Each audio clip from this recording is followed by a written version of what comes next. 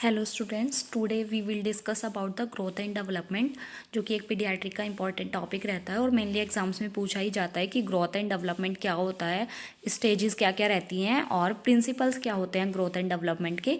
तो इस वीडियो में आज हम यही डिस्कस करने वाले हैं। तो फर्स्टली हम बात करते हैं कि इंट्रोडक्शन क्या होता है हमारे ग्रोथ एंड डेवलपमेंट का। तो the process of growth and development start before the baby born. मतलब जो ग्रोथ एंड डेवलपमेंट होता है वो हमारा बेबी बोर्न होने से पहले ही स्टार्ट हो जाता है। मतलब जब हमारा बेबी मदर की वूम में रहता है तभी से हमारा ग्रोथ एंड डेवलपमेंट स्टार्ट हो जाता है। सेकेंड पॉइंट है कि growth and development are closely interrelated. मतलब जो ग्रोथ एंड डेवलपमेंट होते हैं वो पैरेलल होते हैं, मतलब एक साथ चलते हैं ग्रोथ एंड डेवलपमेंट।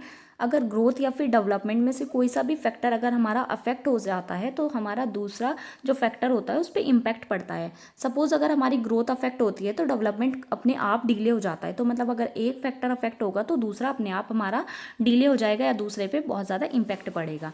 फिर आता है हमारा fourth point, they are not interchangeable because they represent two different aspect of dynamic of changes. मतलब जो ग्रोथ एंड डेवलपमेंट होते हैं वो दोनों इंटरचेंजेबल नहीं होते हैं। मतलब क्या है कि जो हमारा ग्रोथ होता है वो तो क्वांटिटेटिव एस्पेक्ट को, मतलब क्वांटिटेटिव एस्पेक्ट को रिप्रेजेंट करता है, और जो हमारा डेवलपमेंट होता है वो क्वालिटेटिव एस्पेक्ट को रिप्रेजेंट करता है। तो दोनों अलग अलग एस्पेक्ट को रिप्रेजेंट कर रहे हैं, इसलिए ये हमारे इंटरचेंजेबल नहीं होते हैं। अब अगर हम बात करें कि डेफिनेशन क्या होती है हमारी ग्रोथ की, तो सबसे पहले हम बात करते हैं definition of growth. Growth is the process of physical maturation resulting an increase in the size of the body and various organs. मतलब ग्रोथ एक ऐसा प्रोसेस होता है जिसमें हमारी फिजिकल मैचुरेशन होता है। मतलब जो हमारी बॉडी की सेल्स होती हैं उनमें इंक्रीजमेंट होता है, उनमें मल्टीप्लिकेशन होता है, वो साइज में बड़ी होती हैं, जिसकी वजह से जो हमारे बॉडी में वेरियस ऑर्गन्स होते हैं वो भी अपनी साइज में बड़े होंगे और जो हमारी बॉडी होगी वो भी मैच्योर होगी। तो इसी को बोलते हैं हम ग्रोथ।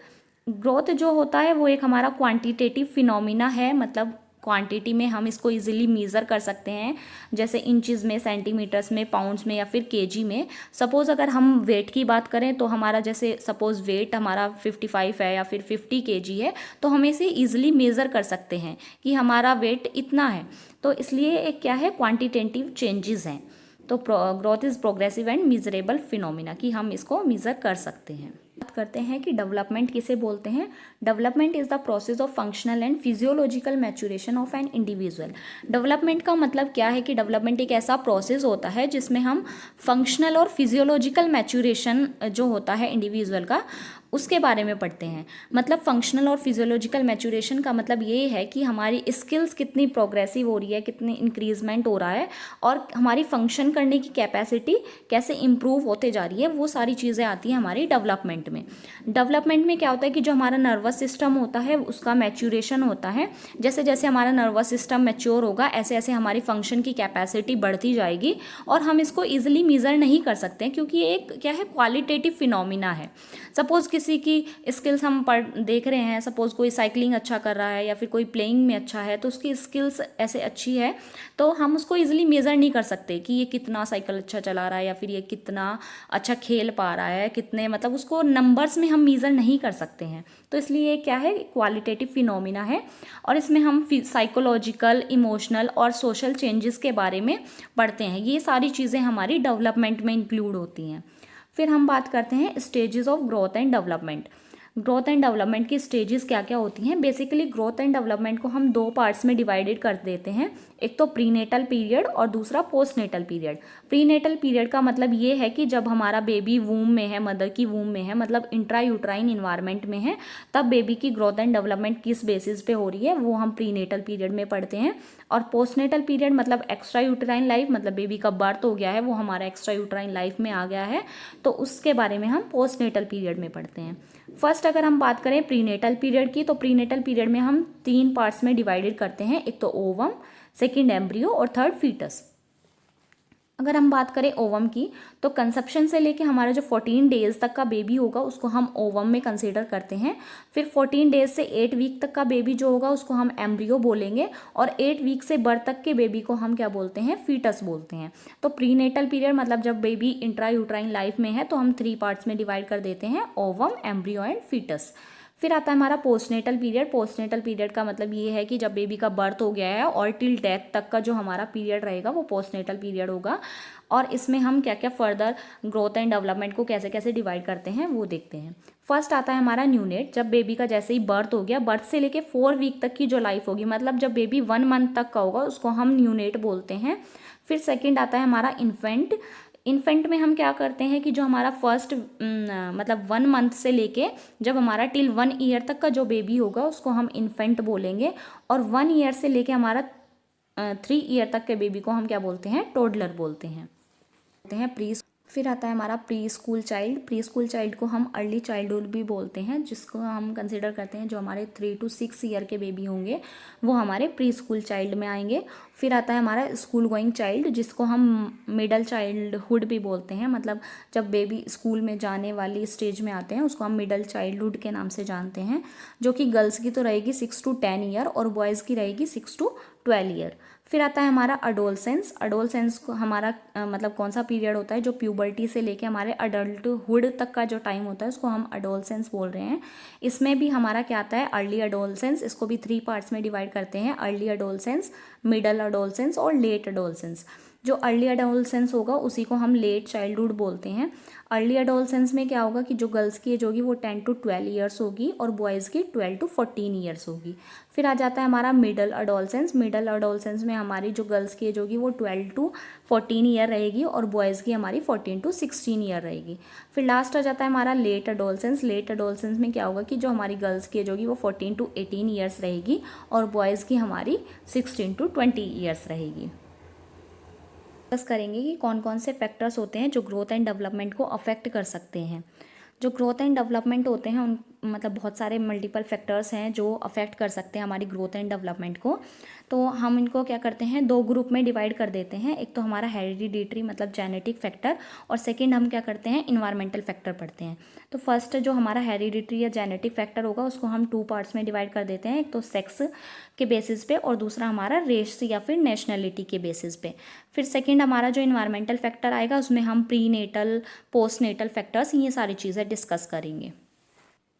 फर्स्ट हम बात करें जेनेटिक और हेरिडेटरी फैक्टर की, तो एज़ वी नो हम जानते हैं कि जो हमारे जीन्स होते हैं वो हमारे ट्रांसफ़र होते रहते हैं हमारे मतलब जनरेशन टू जनरेशन।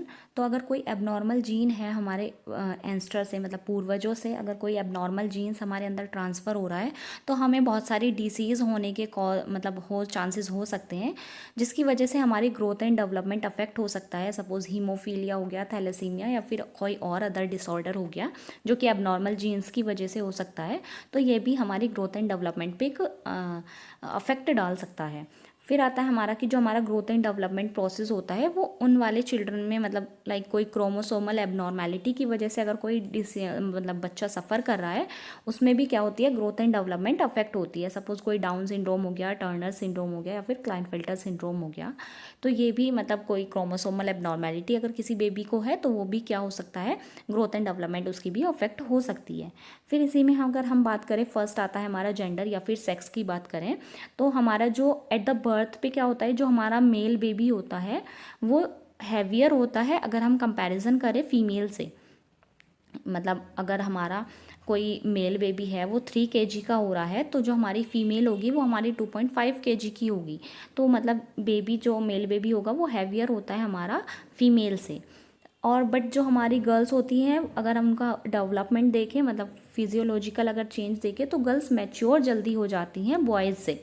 फिर आता है हमारा जो हाइट एंड वेट होता है वो भी हमारा यूजुअली कम रहता है जो गर्ल्स का, अगर हम कंपैरिजन करें बॉयज़ से। मतलब जो हमारा फिज़िकल जो मैच्योरेशन होगा वो तो हमारा बॉयज़ में ज़्यादा रहता है, बट जो हमारा फिजियोलॉजिकल मैच्योरेशन की अगर हम बात करें तो वो हमारा गर्ल्स जल्दी मैच्योर हो जाती हैं बॉयज़ से। फिर आता है हमारा second point, race and nationality. Race and nationality की बात करें तो इसमें क्या होता है कि जैसे हमारे अमेरिकन्स हो गए या फिर इंडियंस हो गए, उनमें यूजुअली डिफ़र मतलब अलग अलग रहता है। सपोज़ अमेरिकन्स जो होते हैं वो हमने देखा है टॉलर होते हैं, हैवियर भी होते हैं। तो ये भी हमारा मतलब अकॉर्डिंग टू नेशन भी हमारा डिफर कर सकता है ग्रोथ एंड डेवलपमेंट। इसके पीछे बहुत सारे फैक्टर्स हो सकते हैं। सपोज सोशो इकोनॉमिक कंडीशन हो सकती है, या फिर जो हमारा हेल्थ केयर सिस्टम होता है वो वहाँ पे ज़्यादा स्ट्रॉन्ग हो, वो हमारी ग्रोथ मॉनिटरिंग अच्छी कर रहा है। तो मतलब बहुत सारे फैक्टर्स हो सकते हैं जो मतलब रेस एंड नेशनैलिटी को अफेक्ट कर सकते हैं ग्रोथ एंड डेवलपमेंट में। अब हमने इन्वायरमेंटल फैक्टर्स की कि इन्वायरमेंटल फैक्टर्स कैसे कैसे अफेक्ट कर सकते हैं हमारी ग्रोथ एंड डेवलपमेंट को। तो इसको हम दो पार्ट्स में डिवाइड कर देते हैं, एक तो प्रीनेटल फैक्टर्स और सेकंड हमारा पोस्टनेटल फैक्टर। प्रीनेटल फैक्टर्स का मतलब क्या है कि जब हमारा बेबी इंट्रायूट्राइन इन्वायरमेंट में है, मतलब जब हमारा बेबी जो है वो मदर की वूम में है, तो कौन कौन से फैक्टर्स होते हैं जो ग्रोथ एंड डेवलपमेंट को अफेक्ट कर सकते हैं। फर्स्ट आता है हमारा मैटरनल माल न्यूट्रिशन। मैटरनल माल न्यूट्रिशन का मतलब ये है कि जब हमारी मदर जो है वो माल नरिश्ड होगी, मतलब अगर हमारी जो मदर है वो प्रॉपर तरीके से न्यूट्रिशन नहीं ले पा रही है, तो वो डायरेक्टली इम्पैक्ट डालता है जो उसके अंदर बेबी ग्रो कर रहा है उस पर। तो उसकी भी जो हमारे बेबी की ग्रोथ एंड डेवलपमेंट होगी वो भी अफेक्ट करती है। तो जैसे जनरली हम सुनते हैं कि अगर हम मदर को अच्छा न्यूट्रिशन प्रोवाइड कराएंगे तो जो हमारे उसके अंदर बेबी ग्रो कर रहा है उसकी भी ग्रोथ एंड डेवलपमेंट अच्छी होती है। सेकंड आता है हमारा मैटरनल इन्फेक्शन। मतलब अगर मदर को कोई इन्फेक्शन हुआ है या फिर कोई इलनेस हुई है तो वो भी क्या करती है, डायरेक्टली इम्पैक्ट डालती है बेबी पर। फिर आता है हमारा थर्ड मैटरनल सब्सटेंस अब्यूज़। अगर मदर क्या है अल्कोहल कंजप्शन कर रही है या फिर स्मोकिंग कर रही है, तो वो क्या करता है मदर की बॉडी में एक टेरेटोजेनिक इफेक्ट शो करता है जो डायरेक्टली अफेक्ट करता है जो उसके अंदर बेबी ग्रो कर रहा है उसकी ग्रोथ एंड डेवलपमेंट को। फिर हमारा मैटरनल इलनेस वही सेम चीज़ है। फिर आता है हमारा फिफ्थ हॉर्मोन्स। जब बेबी हमारा इंट्रायूट्राइन इन्वायरमेंट में होता है तो जो दो फैक्टर्स मतलब दो हॉर्मोन्स होते हैं, फर्स्ट हमारा थायरोक्सिन और सेकंड हमारा आता है इंसुलिन। तो दोनों हार्मोन्स क्या करते हैं, जो बेबी की ग्रोथ होती है उसमें हेल्पफुल रहते हैं। तो ये भी क्या करते हैं, अगर इन हार्मोन्स का लेवल अगर ज़्यादा हो गया या फिर कम हो गया तो ये भी क्या कर सकते हैं, ग्रोथ एंड डेवलपमेंट को अफेक्ट कर सकते हैं। जो थायरोक्सिन की अगर डेफिशिएंसी हो गई तो जो हमारा स्केलेटल मैच्योरेशन होगा फीटस का वो भी कम हो जाएगा, मतलब जो हमारी बोन्स की ग्रोथ होगी वो भी कम हो जाएंगी। बट अगर ये जो हमारा इंसुलिन होगा वो एक्सेसिवली स्टिमुलेट हो गया तो ये क्या करता है, जो फीटल की ग्रोथ होगी उसको ज़्यादा बढ़ा देगा। मतलब जो होगा, जो हमारा फीटस का साइज होगा वो क्या होगा, बहुत ज़्यादा बड़ा होगा, मतलब एक्सेसिवली होगा। तो उसी कंडीशन को हम बोलते हैं मैक्रोसोमिया। अगर जो हमारा फीटस होता है वो मतलब नॉर्मल जो एवरेज वेट होता है बेबी का at the time of birth, अगर वो उससे ज़्यादा रहता है तो उस बेबी को हम बोलते हैं मैक्रोसोमिक बेबी। फिर आता है हमारा सिक्स आता है हमारा फैक्टर मिससेलनेसियस। मतलब जो मिक्स फैक्टर्स होंगे हमारे, जैसे फर्स्ट आ गया यूट्राइन माल फॉर्मेशन। मतलब अगर मदर की जो यूट्रस है उसमें कोई माल फॉर्मेशन हो रखा है, मतलब ये है कि सपोज़ यूट्राइन माल फॉर्मेशन में हमारी 4-5 यूट्रस के टाइप्स आते हैं। सपोज़ सेप्टेट यूट्रस हो रखा है। सेप्टेट यूट्रस का मतलब ये है कि जो यूट्रस है उसके बीच में एक सेप्टम बना हुआ है, तो उसको बोलते हैं हम एक सेप्टेट यूट्रस। मतलब ये भी क्या कर सकता है कि ग्रोथ एंड डेवलपमेंट को बेबी की अफेक्ट कर सकता है। अगर बीच में एक सेप्टेट होगा, मतलब दो पार्टीशन में वो डिवाइड हो जाएगा, तो वो क्या करता है, एक तो स्पेस कम कर देगा, हमारा बेबी जो ग्रो कर रहा है तो स्पेस कम रहेगा तो बेबी की जो ग्रोथ होगी वो अपने आप ही क्या हो जाएगी, अफेक्ट हो जाएगी। फिर इसी में यूट्राइन मालफॉर्मेशन में एक और आता है, जैसे डाइडेल्फाइस यूट्रस होता है, जो क्या होता है वो एक दो कैविटी में डिवाइड हो जाता है जो हमारा यूट्रस होता है, तो वो भी अफेक्ट करेगा क्योंकि स्पेस कम रहेगा तो बेबी अच्छे से ग्रो नहीं कर पाएगा। फिर आता है हमारा ओलिगोहाइड्रोमिनोस। ओलिगोहाइड्रोमिनोस का मतलब ये है कि जब हमारा जो बेबी होता है वो मदर की वूम में रहता है तो उसमें एक फ्लूइड होता है जिसको बोलते हैं एमनियोटिक फ्लूइड, जो फीटस के यूरिन से मैक्सिमम मतलब बनता है, जिसमें इजीली बेबी मतलब ग्रो कर देता है, वो एक टेम्परेचर को भी मेंटेन करता है। तो अगर वो हमारा नॉर्मल से बहुत ज़्यादा हो रहा है तो वो भी क्या करता है, उस कंडीशन को बोलते हैं हम ओलिगोहाइड्रोमिनोस, जो कि बेबी की ग्रोथ एंड डेवलपमेंट को अफेक्ट करेगा। फिर आता है पॉलीहाइड्रोमिनोस। सॉरी ओलिगो में आएगा कि अगर वो हमारा एमनियोटिक फ्लूइड कम हो रहा है नॉर्मल अमाउंट से तो उसको बोलेंगे हम ओलिगोहाइड्रोमिनोस। या फिर आता है हमारा पॉलीहाइड्रोमिनोस। पॉलीहाइड्रोमिनोस को हम बोलते हैं कि अगर जो हमारा एमनियोटिक फ्लूइड है वो नॉर्मल से एक्सेसिवली हो रहा है तो उसको बोलते हैं हम पॉलीहाइड्रोमिनोस, जो कि ये भी अफेक्ट कर सकता है ग्रोथ एंड डेवलपमेंट को। फिर आता है मैटरनल इमोशन ड्यूरिंग प्रेगनेंसी। मतलब मदर का जो साइकोलॉजिकल जो हेल्थ है अगर वो अच्छी नहीं है तो वो भी डायरेक्टली इम्पैक्ट डालती है बेबी के ग्रोथ एंड डेवलपमेंट पर। फिर हमारा आता है पोस्टनेटल फैक्टर्स, मतलब जब जो बेबी है वो एक्स्ट्रा यूट्राइन लाइफ में आ गया है तब कौन कौन से फैक्टर्स होते हैं जो कि बेबी की ग्रोथ एंड डेवलपमेंट को अफेक्ट कर सकते हैं। फर्स्ट आता है चाइल्डहुड इलनेस। अगर जो बेबी है वो किसी इलनेस से सफ़र कर रहा है, कोई उसे कंजेनाइटल माल फॉर्मेशन हो रखी है या फिर बर्थ के बाद कोई इलनेस से सफ़र कर रहा है, तो वो भी डायरेक्टली इम्पैक्ट डालता है ग्रोथ एंड डेवलपमेंट में बेबी की। फिर आता है न्यूट्रिशन। अगर जो बेबी है वो प्रॉपर तरीके से न्यूट्रिशन नहीं ले रहा है, एडुकेट अमाउंट में न्यूट्रिशन नहीं ले रहा है, तो ऑब्वियसली वो क्या करता है, ग्रोथ एंड डेवलप। थर्ड हमारा आ जाता है ग्रोथ पोटेंशियल। ग्रोथ पोटेंशियल का मतलब ये है कि कोई एक पर्सन है वो मैक्सिमम कितनी मतलब कितनी ग्रोथ को वो अचीव कर सकता है, वो हमारा ग्रोथ पोटेंशियल होता है। तो ये डायरेक्टली हमारा डिपेंड करता है जेनेटिक्स पर, मतलब जेनेटिक्स मतलब जीन्स पर, या जैसे किसी के टॉल पेरेंट्स है तो वो हमारा जो बेबी है वो भी टॉल ही हो सकता है, मतलब अगर उसे अच्छे से हम न्यूट्रिशन प्रोवाइड करें या फिर जो सारे फैक्टर्स होते हैं वो इंक्लूड करें, तो ये हमारा ग्रोथ पोटेंशियल अफेक्ट करता है। फिर आता है हमारा physical environment and psychological environment. ये भी हमारे डायरेक्टली इम्पैक्ट डालते हैं ग्रोथ एंड डेवलपमेंट को। मतलब अगर फिजिकल इन्वायरमेंट अच्छा नहीं होगा, अच्छा उसे मतलब घर नहीं मिलेगा या फिर अच्छा फूड नहीं मिलेगा, ये सारी चीज़ें हमारी इसमें आ जाती हैं फिजिकल इन्वायरमेंट में। या फिर साइकोलॉजिकल इन्वायरमेंट में, मतलब जहाँ वो रह रहा है वहाँ मतलब पेरेंट्स उसे नेग्लेक्ट कर रहे हैं या फिर कोई अदर फैक्टर्स हो सकता है जो उसकी साइकोलॉजी पर मतलब डायरेक्ट इम्पैक्ट डाले, तो वो भी क्या कर सकता है, ग्रोथ एंड डेवलपमेंट को अफेक्ट कर सकता है। फिर हमारे कल्चरल इन्फ्लुएंसेस आ सकते हैं, मतलब कल्चर, जो अलग अलग कल्चर होते हैं हमारे, किसी मतलब किसी के घर में अलग कल्चर फॉलो हो रहा है, दूसरी सोसाइटी में हमारा अलग कल्चर फॉलो हो रहा है, तो वो भी डायरेक्टली इम्पैक्ट डालता है ग्रोथ एंड डेवलपमेंट में। दूसरा आता है हमारा सोशो इकोनॉमिक स्टेटस। जो हमारा सोशो इकोनॉमिक स्टेटस अच्छा होगा तो अच्छा न्यूट्रिशन लेगा, अच्छी मतलब सब चीज़ें अच्छी अच्छी होंगी, तो वो हमारा डायरेक्टली इम्पैक्ट डालता है।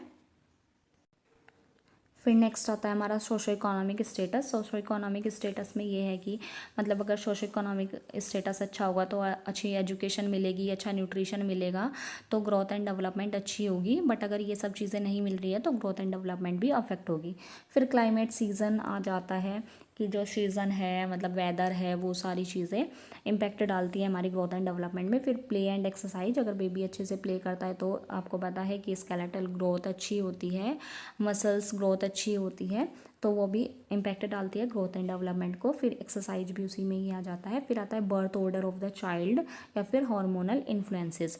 मतलब अगर जो ग्रोथ हार्मोन है वो एक्सेसिवली मतलब प्रोड्यूस हो रहा है तो ग्रोथ ज़्यादा होगी, एक्सेसिवली होगी, तो ये भी कहीं ना कहीं इम्पैक्ट डालेगी ग्रोथ में या फिर डेवलपमेंट में। या फिर जो अगर ग्रोथ हार्मोन है वो कम रिलीज़ हो रहा है तो वो क्या करेगी, ग्रोथ ऑब्वियसली कम ही होगी। तो ये सारे फैक्टर्स होते हैं जो कि पोस्टनेटल टाइम पे फैक्टर्स अफेक्ट कर सकते हैं हमारी ग्रोथ एंड डेवलपमेंट को। अब हम बात करते हैं कि principles of growth and development, कि ग्रोथ एंड डेवलपमेंट के प्रिंसिपल्स क्या क्या होते हैं। तो जो फर्स्ट प्रिंसिपल होता है वो होता है हमारा सिफेलोकॉर्डल डायरेक्शन। मतलब जो हमारी ग्रोथ एंड डेवलपमेंट होगी वो एक सिफेलोकॉर्डल डायरेक्शन में होगी। सिफेलो का मतलब होता है हमारा हेड, और कॉर्डल का मतलब होता है हमारा कि जो हमारा लोअर वाला पार्ट होगा, जैसे पूंछ जिसको बोलते हैं कॉर्डल, वो वाली चीज़ होती है। तो मतलब क्या है कि जो हमारा सिफेलोकॉर्डल डायरेक्शन का मतलब ये है कि जो हमारा ग्रोथ एंड डेवलपमेंट का प्रोसेस होगा वो सबसे पहले हमारा क्या होगा कि जो हमारा हेड है वहाँ से स्टार्ट होगा, फिर धीरे धीरे धीरे धीरे क्या होगा कि वो नीचे वाली साइड में आएगा। तो जो सबसे पहले हमारा ग्रोथ एंड डेवलपमेंट होगा वो हेड में होगा, फिर उसके बाद हमारे जो ट्रंक वाला एरिया होगा उसमें ग्रोथ एंड डेवलपमेंट होगा, फिर लास्ट में हमारा क्या होता है कि जो हमारे लेग वाले रीजन्स होते हैं उसमें ग्रोथ एंड डेवलपमेंट होगा। तो जो हमारी ग्रोथ एंड डेवलपमेंट होता है वो एक सिफेलोकॉर्डल मैनर में चलता है। फिर सेकंड प्रिंसिपल हमारा आता है प्रोक्सिमो डिस्टल डायरेक्शन। मतलब जो ग्रोथ एंड डेवलपमेंट होगी वो एक प्रोक्सिमो डिस्टल डायरेक्शन में होगी। मतलब ये है, प्रोक्सिमो डिस्टल का मतलब ये है कि जो हमारी ग्रोथ एंड डेवलपमेंट होगी वो फर्स्टली क्या होगी, जो हमारा मिड लाइन वाला पोर्शन है, जो मिड लाइन वाली हमारी चीज़ें हैं उनमें सबसे पहले होगी, फिर वो धीरे धीरे क्या होगी, पेरिफेरल एरियाज़ में ट्रांसमिट होगी। मतलब फिर पेरिफेरल एरियाज़ में हमारी जो ग्रोथ एंड डेवलपमेंट होगी वो होगी, मतलब जो पहले सेंटर में होगी, मिड लाइन में होगी, फिर हमारी पेरिफेरल डायरेक्शन में जाएगी। ये होता है हमारा proximo distal direction. General to specific, या फिर हम इसको बोल सकते हैं सिंपल टू कॉम्प्लेक्स।